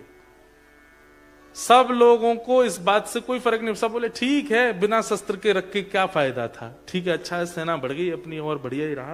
लेकिन भीष्म पितामह तो चिंतन करने लगे, बोले श्री कृष्ण स्वयं शस्त्र हैं, उनको शस्त्र उठाने की आवश्यकता नहीं है, वो स्वयं शस्त्र हैं। और वो सामान्य शस्त्र नहीं है, वो एक ऐसा शस्त्र है पांडवों के पास कि अगर वो नजर उठा करके देख लें तो जो दृष्टि में आएगा वो उसका नाश है उस दिन। अरे दुर्योधन, ये सामान्य सेना का लोभ, और तू सेना लेकर के आ गया कृष्ण को छोड़ करके। तुझे कहा था बार बार मैंने कि कुछ भी हो जाए द्वारिकाधीश को छोड़ करके मत आइयो। अरे काका जी आप समझते नहीं है, वो निहत्ते खड़े रहेंगे दिन रात, उनकी आरती थोड़ी करनी है। सुख संपत्ति घर आवे, कष्ट मिटे तन का, ओम जय जगदीश हरे, ये तो दुनिया करती है, हमको तो युद्ध करना है ना, सेना की आवश्यकता है। बोले तू नहीं समझेगा, अब तुझे युद्ध बताएगा कि कृष्ण क्या है, वो बिना शस्त्र के क्या कर सकते हैं, देखना तू युद्ध में। लेकिन वे यदि कृष्ण है तो मैं भी भीष्म पितामह, मैं प्रतिज्ञा लेता हूं, वासुदेव कर चक्र न धरहि तो तुमको मुख न दिखाऊं, लाजत है मेरी गंगा जननी में शंतनु सुत न कहाऊं। यदि महाभारत युद्ध के बीच में प्रण लेने वाले श्री कृष्ण ने कि वो शस्त्र नहीं उठाएंगे, अगर मैंने उनके हाथ में शस्त्र न उठवा दिया तो मेरा नाम भी भीष्म पितामह नहीं। अब देखता हूं कौन जीतता है। भीष्म पितामह ने प्रतिज्ञा ले ली। महाभारत युद्ध प्रारंभ हुआ। एक दिन दुर्योधन थोड़ा परेशान हो गया तो चिढ़ करके थोड़ा बोला भीष्म पितामह से कि आप रहते हमारी तरफ हैं लेकिन भला चाहते पांडवों का हैं। दुर्योधन की ये बात बहुत बुरी लगी भीष्म पितामह। ऐसा क्यों बोलता? बोले हम मरते जा रहे हैं, आप कुछ कर ही नहीं रहे हो। भीष्म पितामह बोले ठीक है, पूरी सेना मर जाए लेकिन राजा ना मरे तो भी युद्ध राजा के पक्ष में ही होता है। बोले हाँ, अपनी पत्नी को मेरे पास भेज देना, उसको अखंड सौभाग्यवती का आशीर्वाद दे दूंगा, तू अमर हो जाएगा, फिर तेरे को कोई मार ही नहीं पाएगा, तो फिर युद्ध कौन जीतेगा? एक दिन हार करके पांडवों को ही घुटने टेकने पड़ेंगे, यही हो सकता है। दुर्योधन बोला बस यही मैं चाह रहा था कि आप ऐसा कुछ कर दो, अब हो जाएगा काम। बात तो हुई दुर्योधन और भीष्म पितामह के बीच, लेकिन कान सुन रहे थे श्री कृष्ण के। अच्छा तो ये खिचड़ी बन रही है भीतर। ठाकुर जी भी बोले कि भाई दुर्योधन की पत्नी है भानुमति, और आज रात में अगर भानुमति को द्रौपदी मैंने नहीं बना दिया तो मेरा नाम भी कृष्ण नहीं है। आशीर्वाद तो मिलेगा भीष्म पितामह का, लेकिन भानुमति को नहीं मिलेगा, द्रौपदी को मिलेगा। भैया महाभारत युद्ध में बहुत इन्वेस्ट किया ठाकुर जी ने। अर्धरात्रि में ठाकुर जी उठे, ऊंची धोती पहनी, सिर पर स्वाफा बांधा और बिल्कुल ग्वारिया का भेष, काजल बड़ा बड़ा लंबा लंबा लगा करके ठाकुर जी हाथ में लालटेन लेकर के पहुंच गए द्रौपदी के पास। देख रहे हैं चोर कोई देख तो नहीं रहा हमको, सिर पर यहाँ पे कारी कमरी डाल रखी है। द्रौपदी के पास जाकर के सोती हुई द्रौपदी सुता को उठाया, चल मेरे साथ जल्दी। द्रौपदी बोली कहां जाना है? बोले भीष्म पितामह का आशीर्वाद लेना है। बोले दिन में ले लेंगे, रात में क्यों जाना है? बोले दिन तक अगर सोती रही तो तेरा भाग्य सो जाएगा, महाभारत युद्ध समाप्त हो जाएगा, चल जल्दी। द्रौपदी को उठा के लेकर के, बहन है ना भगवान की, इतना अच्छा वर्णन है। ठाकुर जी द्रौपदी को लेके चले, द्रौपदी धीरे चल रही थी, उसकी जूतियां फंस रही हैं पैरों में। ठाकुर जी बोले रुक यहीं पर, क्या बात है क्यों नहीं चल पा रही? बोले मेरे पैरों में जूतियां हैं। ठाकुर जी बोले उतार दे इनको। ऐसे कैसे उतारते हैं? ये पिताजी के पक्ष से आई हैं, इनको कैसे छोड़ दूंगी? ठाकुर जी अल्लाह मुझे दे। तो द्रौपदी की जूतियों को ठाकुर जी अपने पटका में बांध करके, एक इधर एक इधर, दोनों तरफ जूती बांध के ठाकुर जी हाथ पकड़ के जल्दी चल मेरे साथ। कैसे भक्त वत्सल हैं श्री कृष्ण, कितना प्रेम करते हैं ठाकुर जी। जिससे प्रेम करने पे आ जाते हैं उसके लिए कुछ भी करने को तैयार हैं। जूतियां अपने दोनों पटके के छोड़ में बांध के, और ठाकुर जी द्रौपदी को जल्दी जल्दी समझा रहे हैं रास्ते में, सुन भीष्म पितामह को प्रणाम करियो, और सुन घूंघट करके जाइयो, उघारे मुख से मत जाइयो, और एक शब्द मत बोलियो। अब तेरा मौन शुरू हो गया, अब बोलियो मत। यहाँ पे भीतर जाना, घूंघट करके भीष्म पितामह को प्रणाम करना। जैसे ही भीष्म पितामह सिर पे हाथ धर दें, तुरंत प्रणाम करके बाहर आ जाना। कुछ बोले कुछ पूछे तो करके आ जाना, बोलना नहीं है। और ये सब क्यों है, क्या है, कैसे, ये सब बाद में बताऊंगा, अभी बताने का समय नहीं मेरे पास। जल्दी चल। ले गए ठाकुर जी। जैसे ही पहुंचे भीष्म पितामह के शिविर के बाहर, भगवान बोले अब अंदर मैं नहीं जाऊंगा, तू जा। भीतर गई द्रौपदी। भानुमति अभी आई नहीं है। भानुमति कौन? दुर्योधन की पत्नी। उससे पहले द्रौपदी पहुंच गई, और द्रौपदी जैसे ही जाकर के वहां बैठी, भीष्म पितामह ने भजन कर रहे थे, देख लिया कि आ गई है भानुमति। जल्दी जल्दी अपनी माला पूरी करके नेत्रों से लगाई। आ गई तुम, बैठो। हाथ में जल लिया, खड़े होकर के गए, और हे नारायण, अपने संपूर्ण जीवन में मैंने जितना भजन किया है उस सबका प्रताप मैं इस कन्या को देता हूं। अखंड सौभाग्यवती भव। दोनों भुजा द्रौपदी के सिर पर रख करके बोले तुम्हारा सौभाग्य यानी कि तुम्हारे पति अजर अमर हो जाए, उसको कोई नहीं मार पाएगा। जैसे ही द्रौपदी ने ये आशीर्वाद सुना, अखंड सौभाग्यवती भव, ये तो नहीं बताया था कृष्ण ने कि ये आशीर्वाद मिलेगा। द्रौपदी बोली ये आशीर्वाद दे रहा अखंड सौभाग्य का, और मेरे सौभाग्यों के पीछे धनुष बाण लेके भागते हैं ये महाभारत युद्ध में। यही पीछे पड़े रहते हैं उनके। एक बार इनको बता तो दूं कि फिर कल से मुझे दिख मत जाना पांडवों के पीछे भागते हुए। तुरंत द्रौपदी ने अपना घूंघट उठा लिया। तो फिर याद रहे, एक नहीं, दो नहीं, तीन नहीं, चार नहीं, पांचों की जिम्मेवारी आपकी है। अगर खरोंच भी आई महाभारत में तो मैं आपसे पूछूंगी। भीष्म पितामह बोले, द्रौपदी तू आए? मैंने तो भानुमति को बुलाया था, तू कहां से आ गई? क्यों मैं नहीं आ सकती? नहीं आ तो सकती है, पर मैंने भानुमति को बुलाया था। ये भानुमति द्रौपदी कैसे हो गई? ये तो पूरा महाभारत पलट गया, ये तो सब कुछ पांडवों के पक्ष में चला गया। अरे बिटिया तुम्हारी विजय हो गई है, आज जीत गए तुम लोग, अब पांडवों की वध हो ही नहीं सकता। द्रौपदी बोली, ये तो मेरा भाग्य है, सौभाग्य, प्रणाम करती हूं, चलती हूं मैं।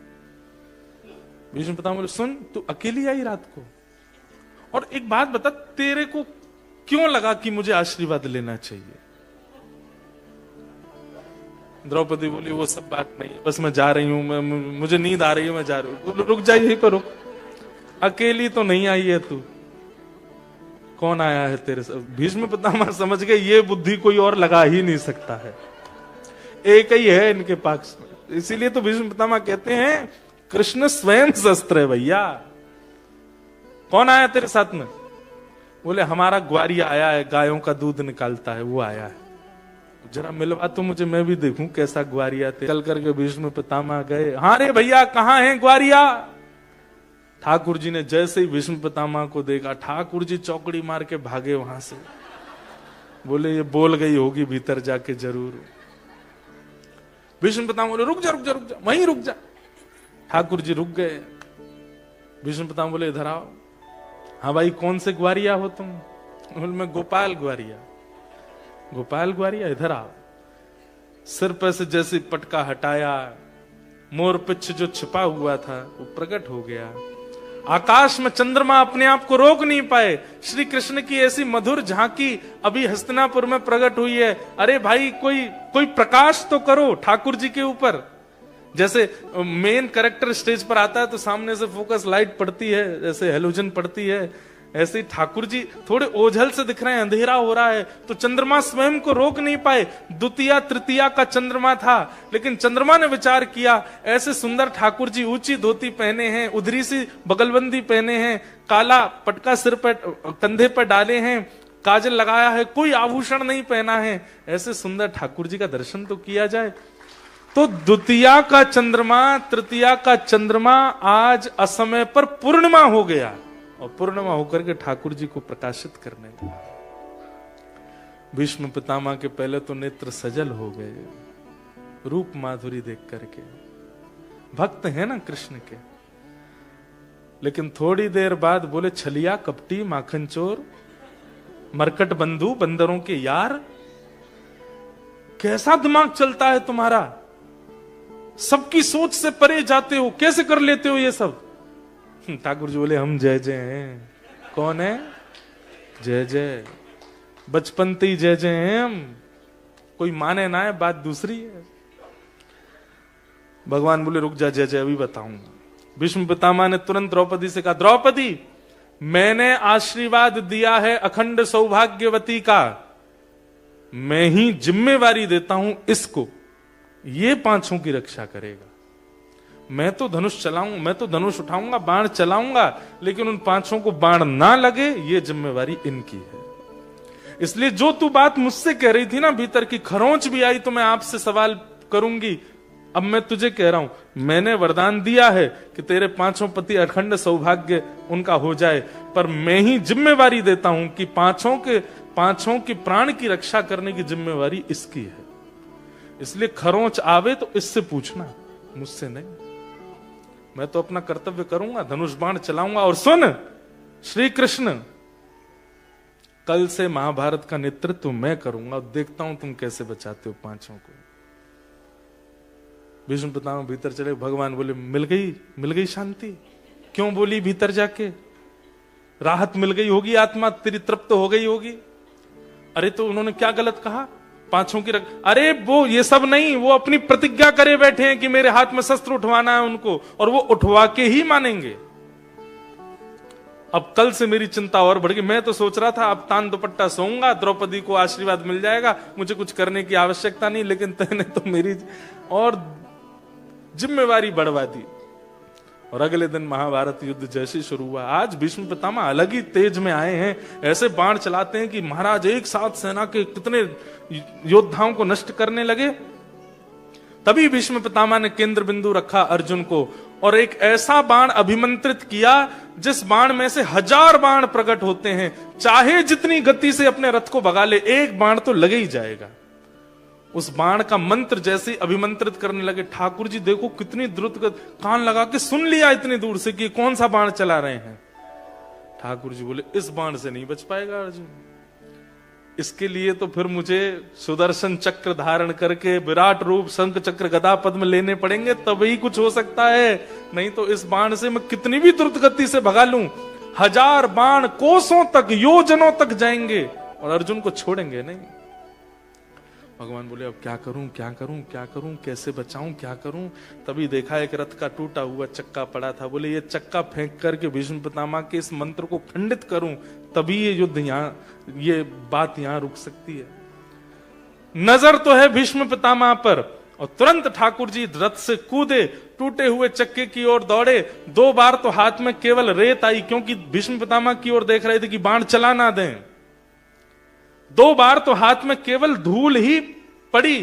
तीसरे प्रयास में जैसे ही रथ का चक्का हाथ में आया, ठाकुर जी का मानो विराट रूप वहीं प्रकट हो गया, और रथांग पाने बनकर के ठाकुर जी जैसे ही दौड़े हैं, भीष्म पितामह ने देख लिया कि चक्र उठा लिया है, तुरंत अपने धनुष बाण नीचे धर दिए, ताली बजाने लगे, वाह वाह वाह वाह वाह, जय हो जय हो जय हो, प्रतिज्ञाधारी की जय हो। ये प्रतिज्ञा कर रहे थे, आप कहो मैं शस्त्र बिन भूमि हरहूं सब भार। सब ताली बजाने लगे, बोले आप तो कह रहे थे कि आप शस्त्र नहीं उठाओगे। हाँ भाई कहां गए प्रतिज्ञाधारी, देख लो भैया सब लोग। और सब वहां पे युद्ध समाप्त हो गया, सब हंसी करने लगे, जोर जोर से हंसे, पेट पे हाथ धर धर के हंसे, लोट लोट के हंसे। ठाकुर जी सबको देखे ना, बोले रुक जाओ बेटा बताऊंगा तुमको, हंस लो। लेकिन भीष्म पितामह की ओर देख करके ठाकुर जी ने जो उत्तर दिया, डार चक्र हरि हस पड़ो, दियो उत्तर ब्रजराज। आज ब्रजराज उत्तर दे रहे हैं कि मैंने चक्र क्यों उठाया। बोले क्यों उठाया? आज तजी प्रतिज्ञा मोरी, मैं तोरी प्रतिज्ञा काज। क्या? अरे सुन तो लो बात पहले पूरी। अद्भुत हैं ऑस्ट्रेलिया वाले।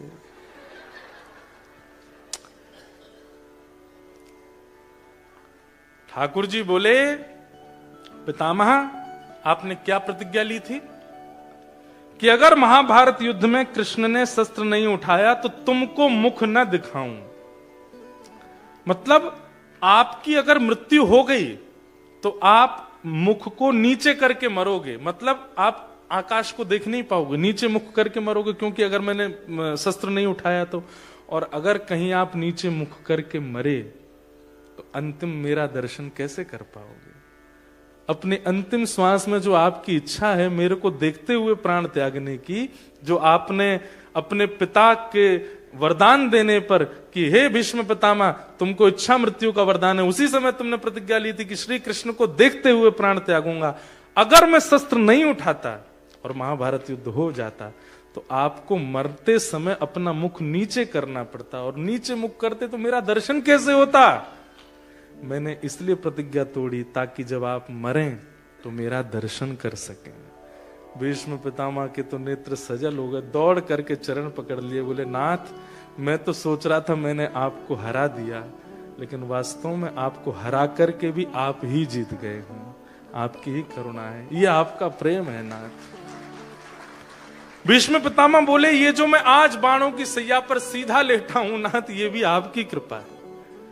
यदि आपने उस दिन चक्र नहीं उठाया होता तो मैं आपको देख भी नहीं पाता, ये आपके अनुग्रह है। ऐसे हमारे ठाकुर जी ने भीष्म पितामह। अब भीष्म पितामह कहते हैं एक अंतिम मेरी इच्छा पूरी कर दीजिए। बोले क्या? मैंने आपके सारे रूप देख लिए, अब मुझे एक रूप देखना है। बोले कौन सा?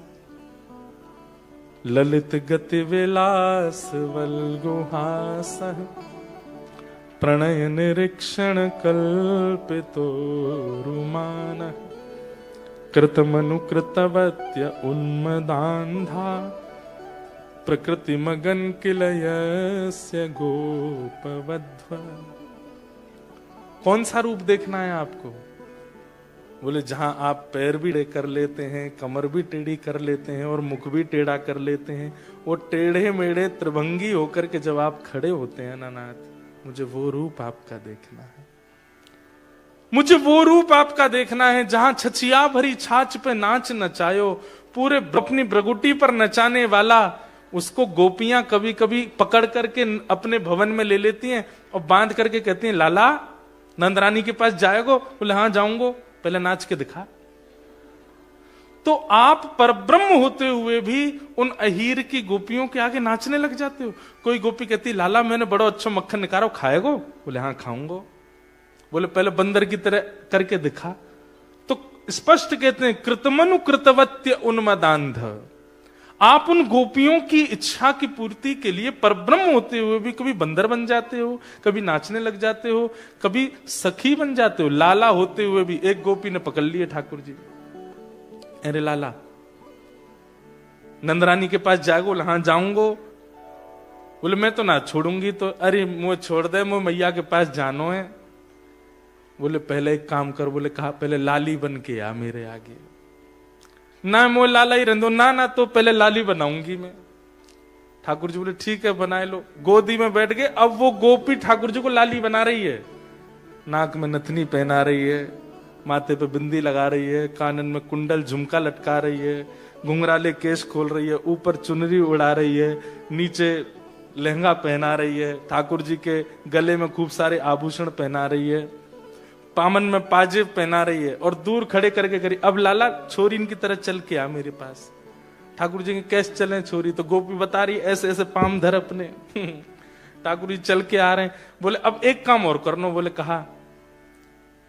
हो या है यशोदा के निकट न चाओरी, या है यशोदा के निकट न चाओरी, रसिया को। हमारे ब्रज में होली में गाते हैं रसिया को नारी बनाओ री, रसिया को ओ रसिया को नार बनाओ री, रसिया को। गोपियां सब ले गई ठाकुर जी को लाली बना के। अरे यशोदा मैया जल्दी नीचे आए जा। यशोदा मैया नीचे आई। अरे कहा भयो? बोले नई नवेली बहू आई है, आशीर्वाद दिलावे लाई है आपके। यशोदा मैया बोली रुक जा, पहले मैं सब सामग्री ले आऊं। तिलक ले आई, रोली चावल ले आई, दियो ले आई, साथ में मिष्ठान ले आई, साड़ी आड़ी ले आई कि नई बहू आई है या को दूंगी मैं।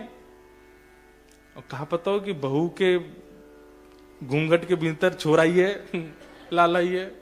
ठाकुर जी ऐसे ही खड़े हैं क्योंकि गोपियां सौगंध दे करके आई हैं, बंसी छुपा के धर रखी है ठाकुर जी की, अगर बोलो तो तेरी बंसी तोड़ देंगी हम। ठाकुर जी चुपचाप खड़े हैं घूंघट करके। यशोदा मैया आई। अरे या की आरती उतार दूं, या की नजर उतार लूं। अरे मेरी लाली कैसी नई बहू। अरे लाली तो कोई छोरी दिखे तो मेरे छोरा के काजू बताइयो, बाको ब्याह करनो मोह। और सुंदर साड़ी वाड़ी सब देख। अब चल मोह दिखाई कर दे मोह। अब ठाकुर जी कह रहे हैं कैसे दिखाऊं मोह? गोपियां सब हंस रही हैं। बोले हाँ मैया या को मोह देखो बड़ी सुंदर है। अरे नहीं दिखाए दे कैसो मोह तेरो। जैसे ही ठाकुर जी ने घूंघट ऊपर कियो, लाला अरे बजमारे तू डोल ला यहाँ पे, छोरी बन के आएगा मेरे सामने। अरे मैया तेरी सौ खा के कह रहा हूं मैं नहीं बनो। जी अंतिम इच्छा केवल ये है कि अगला जन्म मेरा ब्रज में हो और मैं भी एक गोपी बन के दही मथूं और आप मेरे यहाँ चोरी करने आओ। आवत है तू है सखी बड़े भाग बड़ी, नंदलाल तेरे घर आवत है। तू अपनों श्रृंगार करत है तू अपनो श्रृंगार करत है। ये दर्पण हाथ दिखावत है।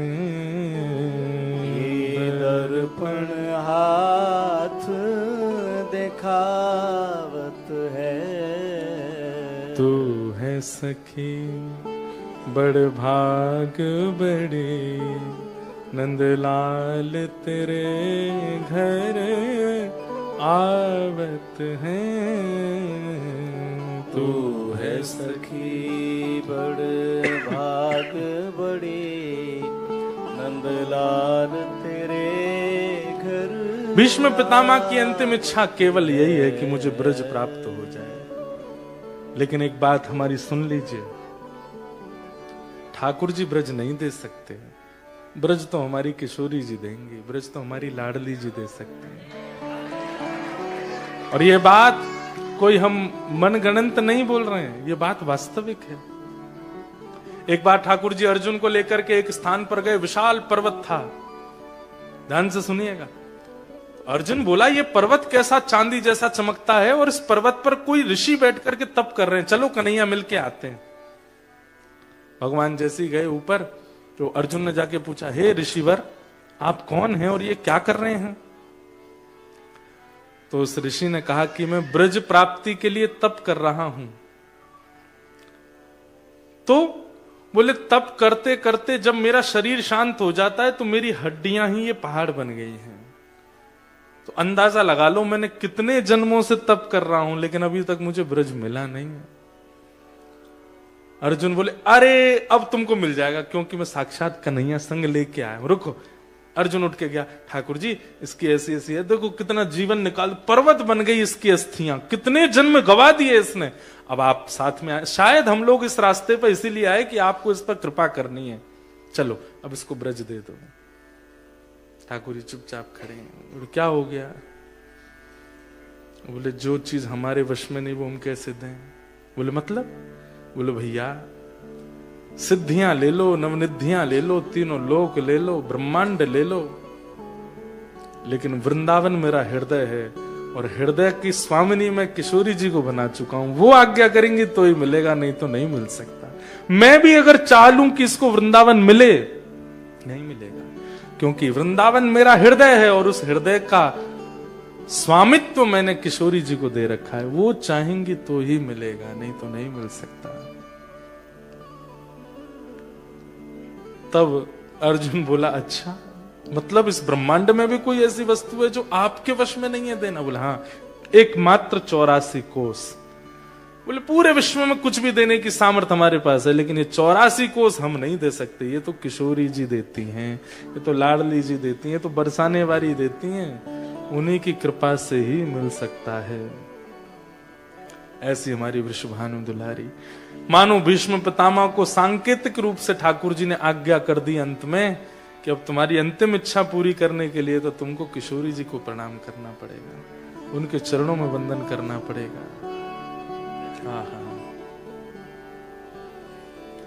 हमारे ब्रज में बड़े भाव से गाते हैं, मन भूल मत जयो राधा रानी के चरण, मन भूल मत जइयो राधा रानी के चरण। हो मन भूल मत जयो राधा रानी के चरण, मन भूल मत जइयो राधा रानी के चरण। हो राधा रानी के चरण, महारानी के चरण, राधा रानी के चरण, महारानी के चरण। राधा रानी के चरण, महारानी के चरण, राधा रानी के चरण, महारानी के चरण। मेरे मन भूल मत जइयो राधा रानी के चरण, मेरे मन भूल मत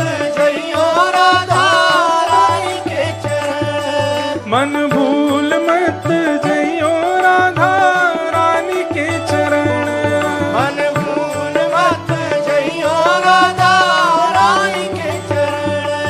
वृषभानु की किशोरी सुनी गैया हूते भोरी, वृषभानु की किशोरी सुन गैया हूते भोरी। हे वृषभानु की किशोरी सुन बैया हूते भोरी, वृषभानु की किशोरी सुन गैया हूते भोरी।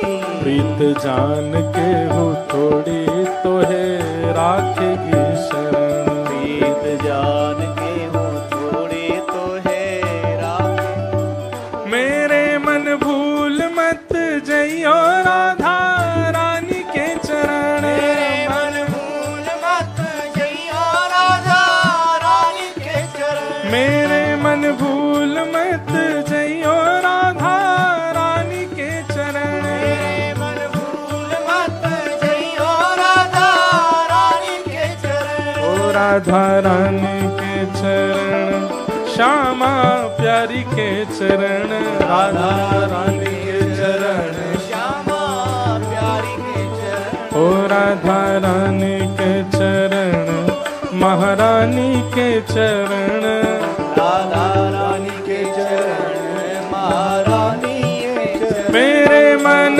भूल मत जइयो राधा रानी के चरण, मेरे मन भूल मत जइयो राधा रानी के चरण। मेरे मन भूल मत जइयो श्यामा प्यारी के चरण, मेरे मन भूल मत जइयो श्यामा प्यारी के चरण। ओ जाहे श्याम उर हेर, राधे राधे राधे टेर, जाके श्याम उर हेर, राधे राधे राधे टेर। जाके श्याम उर हेर, राधे राधे राधे टेर, जाके श्याम और हेर, राधे राधे राधे टेर। हो बांसुरी में बेर बेर करे नाम से रमण, बांसुरी में बेर बेर करे नाम से रमण। मेरे मन भूल मत जइयो राधा रानी के चरण, मेरे मन भूल मत जइयो राधा रानी के चरण। मेरे मन भूल मत जइयो श्यामा प्यारी के चरण, मेरे मन भूल मत जइयो श्यामा प्यारी के चरण। मन भूल मत जइयो राधा रानी के चरण, भूल मत जइयो राधा हमारे रानी के चरण। ब्रज में एक सूरदास थे, सूरदास सबने सुने हैं नाम, पर उनके अलावा एक और सूरदास थे, उनके नेत्र नहीं थे। सूरदास वही जिनके नेत्र नहीं। तो सूरदास युगल नाम गाते थे। युगल नाम किसको कहते हैं? राधे कृष्ण कृष्ण कृष्ण राधे राधे, राधे श्याम राधे श्याम, युगल नाम जपते थे। इन पर दया करके एक दिन ठाकुर जी प्रकट हो गए। प्रकट होकर बोले, बाबा अब डट जा, मैं आए गए हो तेरे सामने, देख ले, मेरो दर्शन कर ले। ठाकुर सूरदास जी बोले, सूरदास बोले कि जय जय, अकेले क्यों आए हो? श्री जी को संग नहीं लेके आए? ठाकुर जी बोले, मैंने इसको नेत्र तो दिए नहीं, इसको दिखा कैसे कि श्री जी नहीं आई है? तो ठाकुर जी बोले, अरे बाबा, तो ये कैसे पता कि श्री जी मेरे संग नहीं आई है? बगल में ही ठाड़ी है तो दिखना है रही है। तू तो आंधरो है ना, अंधो है, तो कैसे दिखेंगी? बगल में ही खड़ी है श्री जी। तो वो सूरदास जोर से हंसने लगे, हंस के बोले, मुझे मत बनाओ, मुझे पता है श्री जी नहीं आई है। तो ये कैसे पता कि श्री जी नहीं आई है? बोले, क्योंकि इतनी देर हो गई आपको आए हुए, अभी तक मैं अंधा ही हूं। श्री जी अगर आई होती ना, प्रकट होती, सबसे पहले आंख दे देती बिना बोले। ये प्रमाण है कि श्री जी नहीं आई है। ठाकुर जी बोले, रुक जा, ये बात तेरे मेरे बीच की है, ठीक है? मैं श्री जी बुला रहा हूं, देखूं आते क्या होगा। बोले, देख लो, मुझे विश्वास है यही होगा। आते ही अगर जैसी उनकी दृष्टि मुझ पर पड़ेगी, मेरा सुनेंगी बाद में, मैं बोलूंगा बाद में, उससे पहले तो नेत्र मिल जाएंगे मुझे। ठाकुर जी बोले, ठीक है, तो शर्त लगी? बोले, हाँ ठीक है, शर्त है। बदले में क्या दोगे? ठाकुर जी बोले, हर दिन हम दोनों युगल प्रकट हो गए, जब तक तू जीवित रहेगो तो दर्शन देंगे। अगर श्री जी ने ऐसा कर दियो तो बोला ठीक। ठाकुर जी ने पुकारा किशोरी जी को, हे राधे वृषभानु भूप तनये, हे किशोरी जी, हे श्यामाजू, हे लाडली जू, प्रकट है जाओ।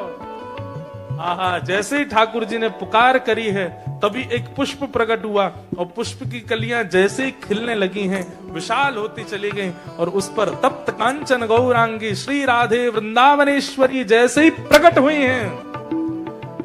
प्रकट होते ही किशोरी जी ने सामने उस सूरदास को जैसे ही देखा, ठाकुर जी बुला रहे हैं पर ठाकुर जी की ओर ने जैसे ही नेत्र खोल करके सूरदास को देखा, तुरंत किशोरी जी ने नेत्र बंद करके दोनों भुजा उनके नेत्रों पर फेरी और उनके नेत्र प्रकट हो गए। और जैसे ही नेत्र प्रकट हो फिर बोली, हाँ श्याम सुंदर, आपने बुलाया था हमको, बढ़िया किया आपने आकर के, हार गए हम तो, अब क्या करना है। सूरदास जी के जैसे ही नेत्र खुले, दोनों युगल को देखा, चरणार बिंदों को प्रणाम करके दोनों के वरद हस्त को अपने सिर पे लिया और फिर अंत में बोले, श्याम सुंदर, जो हमने बात कही देख ली ना, ये हमारी किशोरी जी है। आपसे कहना पड़ता है, इनसे कहना नहीं पड़ता। ये तो दीन दुखियों के जैसे ही कुछ अभाव को देखती है ना, इतनी दयामयी है, इतनी करुणामयी है, तुरंत प्रदान कर देती है। ये हमारी किशोरी जी। अब अपने वचन ने भैया, जब तक मेरे प्राण जीवित हैं, अरे भैया दर्शन करने के बाद दुनिया के हर भक्त की इच्छा होती है अब मेरे प्राण चले जाएं, पर मेरी तो अब एक ही इच्छा है कि मैं इतना लंबा जीऊं ताकि हर दिन आपके दर्शन करता रहूं, क्योंकि ठाकुर जी ने वचन दिया ये रोज आएंगे मेरे पास। हो ब्रज में, हाँ ब्रज में, हो ब्रज में रतन राधिका गोरी, हो ब्रज में रतन राधिका गोरी, ब्रज में रतन राधिका गोरी, हो ब्रज में रतन राधिका गोरी, ओ राधिका गोरी, राधिका भोरी, राधिका गोरी, राधिका गोरी, ओ राधिका गोरी, राधिका भोरी, राधिका गोरी, राधिका गोरी, ओ ब्रज में। जाओ। ऐसे नहीं, भुजा उठा के ने प्रेम से जय हो को जय जयकार होनी चाहिए। ओ ब्रज में, ओ ब्रज में, ओ ब्रज में रतन राधिका गोरी, हो ब्रज में रतन राधिका गोरी, ब्रज में रतन राधिका गोरी, हो ब्रज में रतन राधिका बल बरसाने वाली की।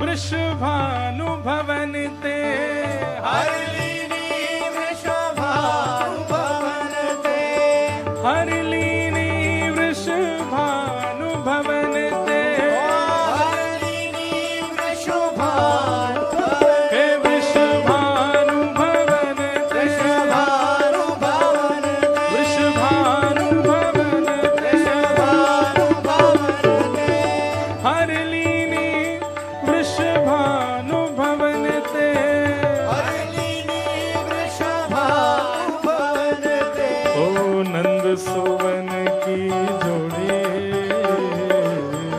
नंद सुवन की जोड़ी, ओ ब्रज में, जाओ। ओ ब्रज में, ओ ब्रज में रतन राधिका गोरी, हो ब्रज में रतन राधिका गोरी, ओ ब्रज में रतन राधिका गोरी, में रतन राधिका गोरी राधिका भोरी राधिका गोरी राधिका भोरी हे राधिका गोरी राधिका भोरी राधिका गोरी राधिका गोरी ओ ब्रज में ओ ब्रज में ओ ब्रज में रतन राधिका गोरी ओ ब्रज में रतन राधिका गोरी ब्रज में रतन राधिका गोरी ब्रज में रतन राधिका गोरी ओ कृष्णदास प्रभु गिरधर नागर कृष्णदास प्रभु गिरधर नागर कृष्णदास प्रभु गिरधर नागर कृष्णदास प्रभु गिरधर हे नागर प्रभु गिरधर नागर गिरधर हे नागर प्रभु गिरधर नागर गिरधर नागर प्रभु गिरधर नागर गिरधर नागर प्रभु गिरधर नागर प्रभु हे प्रभु गिरधर नागर गिरधर नागर प्रभु गिरधर नागर गिरधर नागर कृष्णदास प्रभु गिरधर नागर कृष्णदास प्रभु गिरधर नागर हे कृष्णदास प्रभु गिरधर नागर कृष्णदास प्रभु गिरधर नागर नागरी नवल किशोरी नागर नवल किशोरी ओ नागरी नवल किशोरी नागर नवल किशोरी ओ ब्रज में नेक और जोर लगाए के अरे किशोरी जी को नाम तो खूब भाव से बोलना चाहिए हो ब्रज में हो ब्रज में हो ब्रज में रतन राधिका गोरी ब्रज में रतन राधिका गोरी ब्रज में रतन राधिका गोरी ब्रज में रतन राधिका गोरी हे ब्रज में रतन राधिका गोरी ब्रज में रतन राधिका गोरी हे राधिका गोरी राधिका भोरी राधिका गोरी राधिका गोरी राधिका गोरी राधिका भोरी राधिका गोरी राधिका हो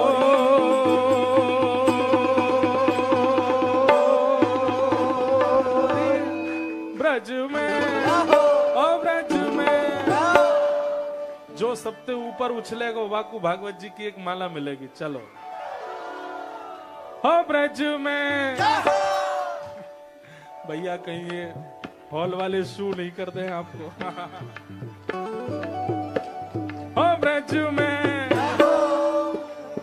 एक बार लास्ट बार और हाँ हो ब्रज में हाँ भाई हमको विनर मिल गया है सुन लो सबसे ऊंचा ये लाला गया था ये लेके आओ इनको दिखा तो दो कौन है एक बार सबको करके दिखाओ हो ब्रज में ले देखो है ना सबसे ऊंचा लो भैया इनको पहना दो हो ब्रज में हो ब्रज में हो ब्रज में रतन राधिका गोरी ब्रज में रतन राधिका गोरी हे ब्रज में रतन राधिका गोरी ब्रज में रतन राधिका गोरी हे सबते सुघड़ राधिका गोरी अब ते सगण राधिका जय राधे राधे राधे राधे श्री राधे राधे राधे राधे जय राधे राधे राधे राधे श्री राधे राधे राधे राधे वृषभानु दुलारी राधे राधे वृषभानु दुलारी राधे राधे हरिवंश प्रियारी राधे राधे हरिदास दुलारी राधे राधे अति भोरी भारी राधे राधे साने वारी राधे राधे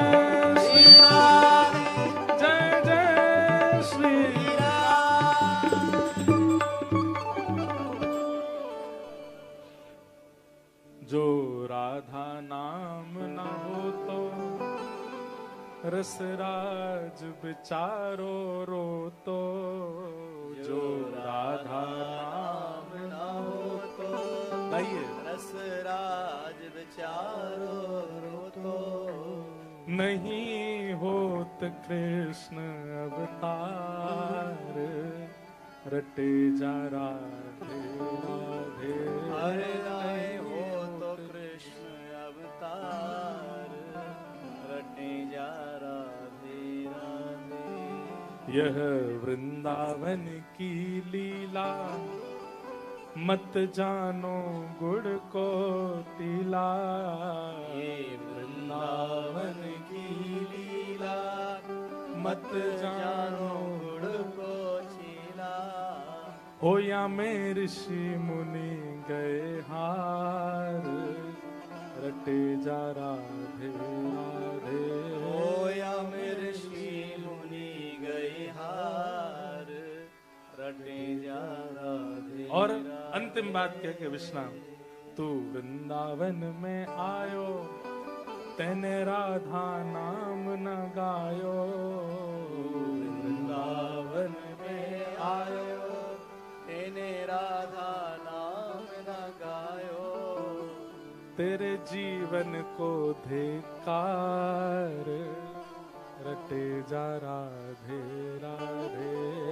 तेरे जीवन को धिक्कार, रटे जा राधे। जय जय श्री राधे। बोलो वृषभानु दुलारी की जय जयकार। तो एक जोर तक कर जाओ, अगली साल मिलेंगे फिर।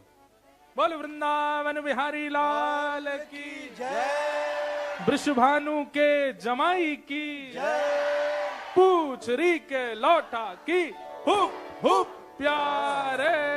क्या बात है वंशी वारे, शाबाश। आप सबको जय श्री कृष्ण, जय श्री कृष्ण, जय सिया राम, जय सिया राम, जय श्रीमन नारायण, जय श्रीमन नारायण, जय जय श्री राधे। जय जय श्री राम।